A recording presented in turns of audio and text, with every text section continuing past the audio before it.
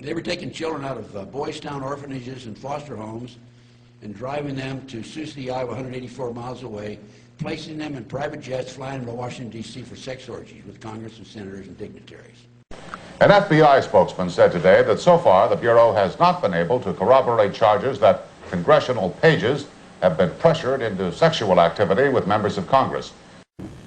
And if Washington doesn't have enough to talk about these days, the Washington Times reported today that unidentified White House aides in the Carter, Reagan, and Bush administrations now are being investigated for using the services of a call boy ring. My God, the White House has ties to gay prostitution. I do not understand, having covered the White House for as long as I did, how he got, I just don't get it, how he got a press pass on a false name, on an alias. I don't know how that happened. Johnny Gosch vanished from his West Des Moines, Iowa neighborhood without a trace. The newspaper delivery boy was on his morning route when he disappeared. One theory, the boy was kidnapped, sexually abused, sold into a child sex slavery ring, and brainwashed by the CIA. Investigators, the names of members of Congress and congressional staffers, he said shared sex and drugs with teenage pages 3 years ago. On at least one occasion, a certain official in the House invited several pages out to his house where cocaine and hashish and marijuana were freely available to the pages. Some claim that former White House reporter Jeff Gannon may actually be the missing boy. Some claim Gosch was snatched for the Monarch Project, a government-sponsored mind and behavioral control program designed to create top-secret escorts. The story then picks up in 2005. The internet was abuzz with word that former White House reporter Jeff Gannon may in fact be Johnny Gosch. Nearly a quarter of a century to the day, her 12-year-old son Johnny became the face of America's missing children. I opened it up and pulled out the pictures, and the top one was of Johnny alone, bound and gagged. And then when I looked at the second picture, there's not only my son laying there, but there's two other boys. The claim, based on similar body markings and a lack of information about Gannon's early years. In February, Gannon was exposed. His name, actually James Guckert, a man with no journalism experience whatsoever, who had links to several gay escort services online. Yes. I don't know how that happened. You have to be cleared through the Secret Service in order to get a press pass, which you have to wear at all time. I mean, there's something behind this story that hasn't come out. And clearly. Okay, well. And joining us right now from Davie, Florida, the man at the center of the controversy. You're looking at him, former White House reporter Jeff Gannon, who watched our show and Bo's interview and wanted to come on and chat, and we appreciate that, sir. So, Jeff, here's what Noreen Gosch said on our last show. Let's listen, and then I'm going to ask you to react. I do not know if Gannon is Johnny or not.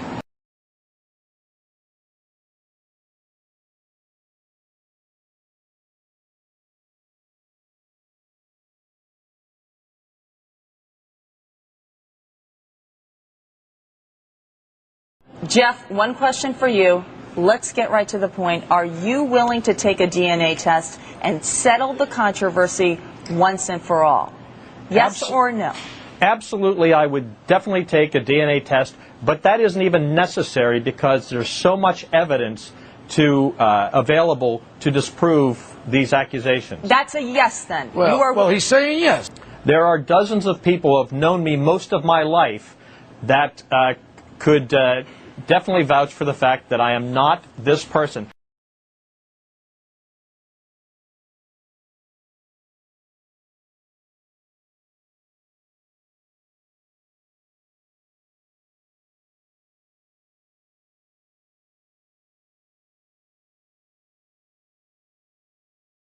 It was September 5th, 1982.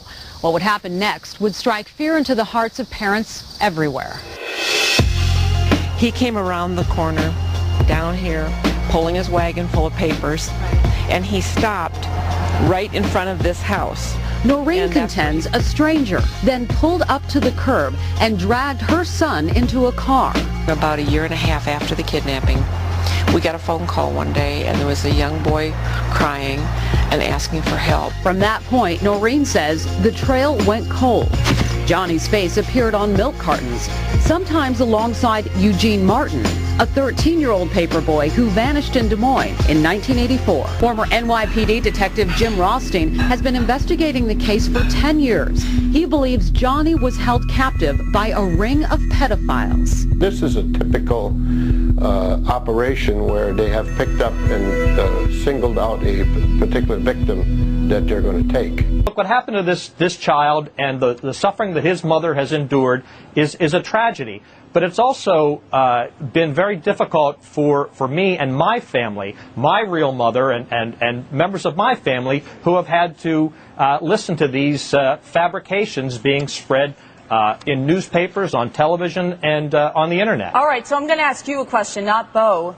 Jeff, are you willing to take a DNA test, yes or no? Yes or no? Yes. When I cut my finger yesterday, there was plenty of DNA available. You should have stopped by. What else you want, Lisa? Are you his lawyer? No, excuse me. He's my friend. Hear from him. What did you think when you saw Noreen Gosh? Let him speak. Go ahead. Go ahead, Jeff.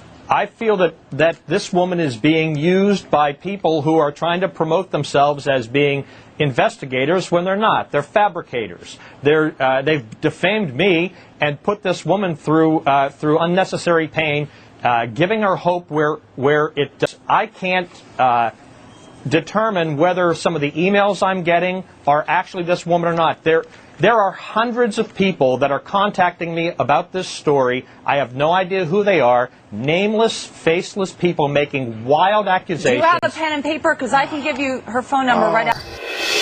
And asking for help. For more than a decade, Noreen kept her porch light on, waiting for her son to return. In 1997, at 27 years old, she says he came back for a short visit, accompanied by a silent, shadowy figure. What did he say to you? He said, this is what they did. They took kids from different parts of the country. They used us for prostitution. They made us be with pedophiles. Is someone reaching through time to send a mother a clue about her missing child?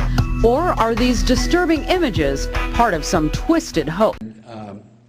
Rusty turned over the pictures of him having sex with some of these dignitaries in Washington, D.C., senators, congressmen, so what? White House people, okay. Use your own imagination.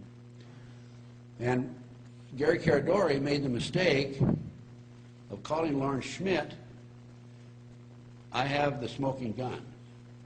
He had his own airplane, and that night after the All-Star game, he had his 11-year or 12-year-old boy with him. They got in Gary's plane, and over Aurora, Illinois, the plane exploded. Gary died. Pictures were all over the place. First person at the scene was the sheriff, deputy sheriff. He picked up the pictures. The FBI agent came along, grabbed the pictures, said, keep your mouth shut. He apparently didn't keep his mouth shut because a year later his wife was murdered, by the way. And that's how I learned about the Illuminati. I mean, I'd heard about them, but I really knew about them after that. I learned about the 25 goals to take over the world.